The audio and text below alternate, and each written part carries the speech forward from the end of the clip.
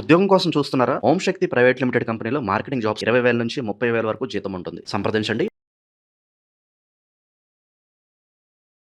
ప్రస్తుతం మనతో పాటు ప్రముఖ ఆధ్యాత్మికవేత్త, జ్యోతిష పండితులు ప్రొఫెసర్ డాక్టర్ ముల్లపూడి సత్యనారాయణమూర్తి గారు ఉన్నారు. గురువు గారితో మాట్లాడదాం. నమస్కారం గురువు. నమస్కారం మణికంఠ గారు. సింహరాశి వాళ్ళకి 2026 జూలై మాసం ఏ విధంగా ఉండబోతుంది గురుగారు? వీళ్ళకి ఎదురయ్యే లాభ నష్టాలు, మంచి చెడులు ఏ విధంగా ఉండబోతున్నాయి అంటారు? మనకి సింహరాశి వారికి అందరికీ కూడా 2 జూన్ 2026 సంవత్సరం నుంచి గురుడు కర్కాటక రాశిలోకి వచ్చాడు. ఇప్పుడు శుక్రుడు, రవి కూడా జూలై 15 తర్వాత కర్కాటక రాశిలోకి రావడం జరుగుతుంది. అలాగే కుజ బుధులు ఉన్నారు మిథున రాశిలో. వీళ్ళు కూడా సెకండ్ వారం దాటిన తర్వాత కర్కాటక రాశి ప్రవేశం చేస్తారు. దానివల్ల ఏం జరుగుతుందంటే ఈ యొక్క వ్యయ గురుడు పరిస్థితుల వల్ల ఎక్కువ ఖర్చులు అవుతాయి వీళ్ళందరికీ కూడా. ఆదాయాల దగ్గరికి వచ్చేసరికి ప్రమాణంగా పెరుగుతాయి సింహరాశి వాళ్ళకి. ఖర్చులు కూడా చాలా అధికంగా, భర్త షాపులు పెట్టడము, వ్యాపారాలు పెట్టడము, పిల్లలు కూడా ఈ కోర్సులో ఆ కోర్సులో హాస్పిటల్స్ అంటూ డబ్బులు ఖర్చు పెట్టడం జరుగుతుంది. అలాగే ఇన్సూరెన్స్లకి, వీళ్ళ కార్లకి గతంలో యాక్సిడెంట్లు అయినాయి. ఆ యాక్సిడెంట్లు అయినటువంటి డబ్బులు ఇంకా రాలేదు. అష్టమంలో ఉన్నటువంటి శనిగ్రహ ప్రభావం వలన పనులన్నీ కూడా ఆలస్యం అవడం, యాక్సిడెంట్లు అవుతాయి. నేను యాక్సిడెంట్లు అవుతాయి అన్నానని ఒకళ్ళకి కోపం వచ్చేసింది. ఏంటి యాక్సిడెంట్లు అవుతాయని గురువుగారు అంటున్నారంటే, బరాబర్ అవుతాయి. ఇప్పుడు చెప్తున్నా, ఎవడైతే వాడు అడిగాడో వాడికి మాత్రం ఖచ్చితంగా అవుద్ది అన్నట్టు. ఎందువలనంటే, అరే నాయన యాక్సిడెంట్లు అయ్యే టైంలో జాగ్రత్తగా ఉండరా అంటే ఈ నెగిటివ్గా అర్థం చేసుకుంటే ఎట్లా ఇప్పుడు? అందువల్ల ఇవన్నీ కూడా గోచార రీత్యా జరుగుతాయి. అందువల్ల వ్యక్తిగత జాతకాలు చూపించుకోవాలి. యాక్సిడెంట్లు ఎంతమంది పోవట్లేదు? అసలే మనకు రోజులు బాగాలేదు ఇప్పుడు. అసలు చాలా ఇప్పుడు కలిపురుషుడు విజృంభణ, అందువలన చాలా డేంజర్గా ఉన్నారు సింహరాశి వాళ్ళు. వాళ్ళు ఎందుకు బతుకుతున్నారు అంటే తెలుసా?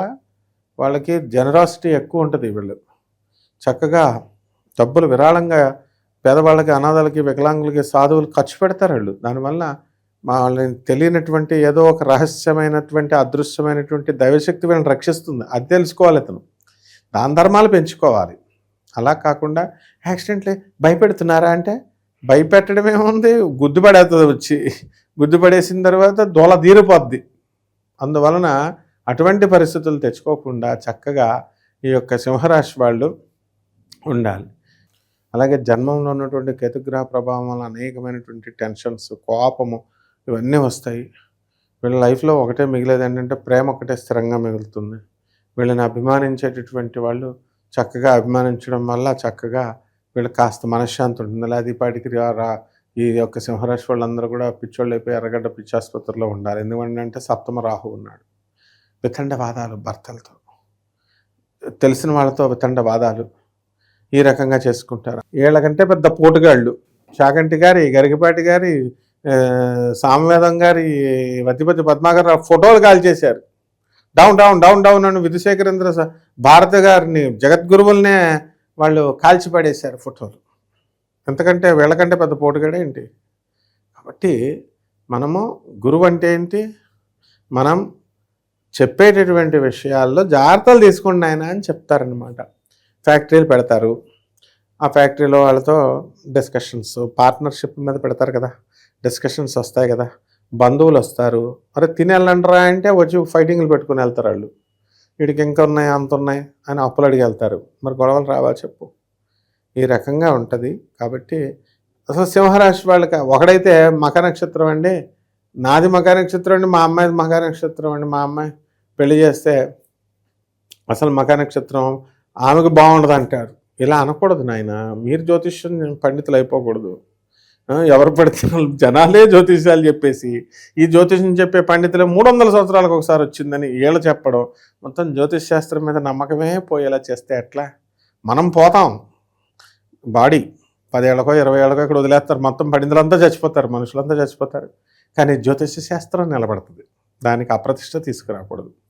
కాబట్టి ఈ యొక్క సింహరాశి వాళ్ళందరూ కూడా చాలామంది ప్రేమ వివాహాలు చేసేసుకుంటారు.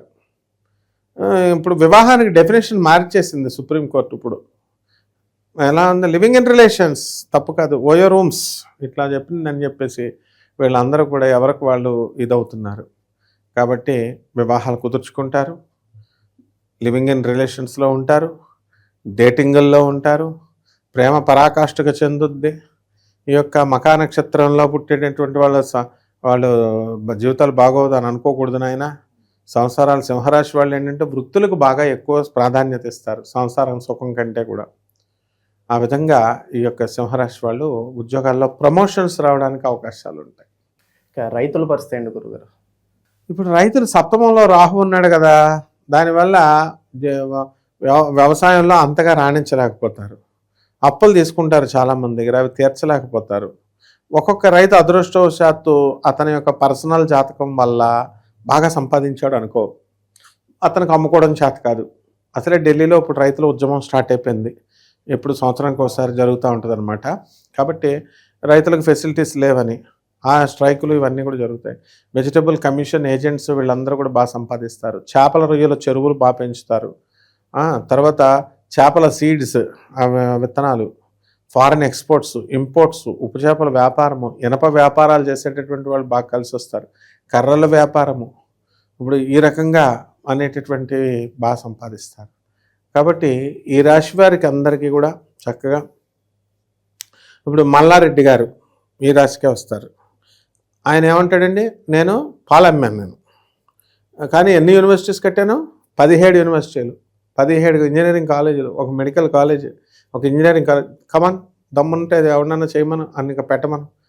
సిగ్గుపడకుండా మా మల్లారెడ్డి సార్ చెప్తాడు ఏమని, నేను సంపాదించాను, మీరు కూడా సంపాదించండి. పెళ్ళిళ్ళు ఏంటి, పెళ్ళిళ్ళు తొందరగా చేసుకుంటారు, పెళ్ళిళ్ళు ఆగండి, 40 వచ్చేదాకా ఆగండి, ముందు సంపాదించి సెటిల్ అవ్వండి అంటారు. మరి ఎక్కడ మల్లారెడ్డి గారు సింహరాశే కదా, ఎక్కడ బ్యాడ్ జరిగిందని. అలాగే మల్లేష్ గారిని జగద్గిరిగుట్లో ఉంటారు, బొంగుల వ్యాపారం, కర్రల వ్యాపారం, 8 ఇల్లులు కట్టాడు, పిల్లలు మంచిగా పెళ్ళిళ్ళు చేశాడు, బ్రహ్మాండంగా.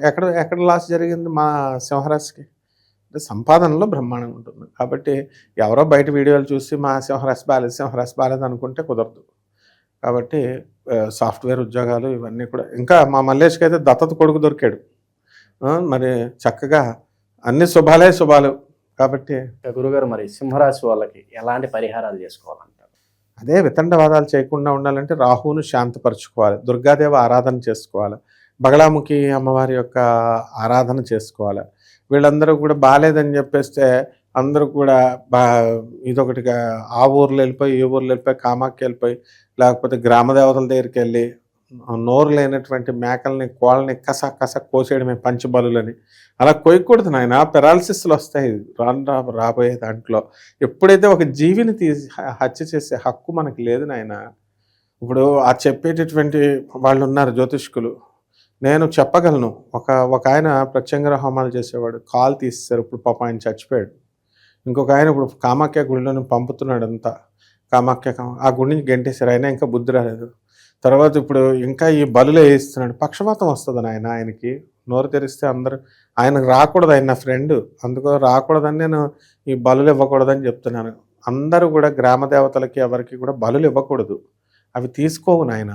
కాయగూరలు వంకాయలు పెట్టాలి తృప్తి కోసం, దక్షిణాచార పద్ధతిలో మాత్రమే పూజ చేయాలి. కాబట్టి ఇదొకటి.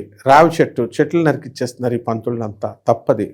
చెట్లని పాలు కారే చెట్లు ఉండకూడదు ఇంట్లో అని బాదం పాలు చెట్లని, కుంకుడు చెట్లని ఇలా నరికించేస్తున్నారు.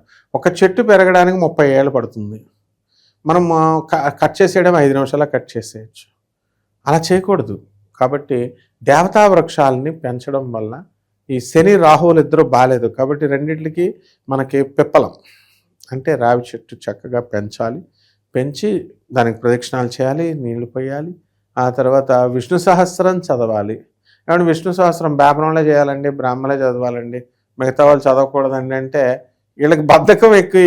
లలిత సహస్రం చదవకూడదండి, గాయత్రి మంత్రం చదవకూడదండి, తర్వాత విష్ణు సహస్రం చదవకూడదని వీళ్ళకెళ్ళే చెప్పేసుకుంటారు. ఏ బ్రాహ్మడు పాపం మీరు చదవకూడదని చెప్పడం ఎందుకు, వీళ్ళకి బద్ధకం ఎక్కి చదవాలి కదా రోజు. అదా అట్లా మానకూడదు. విష్ణు సహస్రం చేస్తే, సూర్య నమస్కారాలు ఇవన్నీ చేస్తే బ్రహ్మాండంగా ఉంటుంది ఆయన. అయితే ఇవన్నీ కూడా గోచార రీత్యా చెప్పేటటువంటి ఫలితాలు ఇవి. కాబట్టి మనకి వ్యక్తిగతంగా పర్సనల్గా ఏ కష్టాలు వస్తాయి, నష్టాలు వస్తాయి, ఇవన్నీ కూడా మనల్ని దత్తత తీసుకోవడానికి కొత్త కొత్త డాడీలు ఎలా వస్తారు, ఇవన్నీ కూడా గోచార రీత్యా జరుగుతాయి, తటస్థం అవుతాయి. కాబట్టి లాభాలు, పిత్రార్జితం, గురుడు భాగ్యంలోకి వచ్చినప్పుడు పిత్రార్జితమైనటువంటి ఆస్తులు కలిసి వస్తాయి. మనం తెలియకుండానే దత్తతలకు మనం వెళ్తాం, ఆస్తులు కలిసి వస్తాయి. ఆ విధంగా ఈ పరిహారాలు తీసుకుంటే అందరికీ కూడా దత్తత డాడీలు దొరుకుతారు, ఆస్తులు బ్రహ్మాండం కలిసి వస్తాయి. ఓవరాల్గా సింహరాశి పరిస్థితి ఈ జూలై నెల ఎలా ఉండబోతుందో మంచి విశ్లేషణ అందించారు. ధన్యవాదాలమ్మా.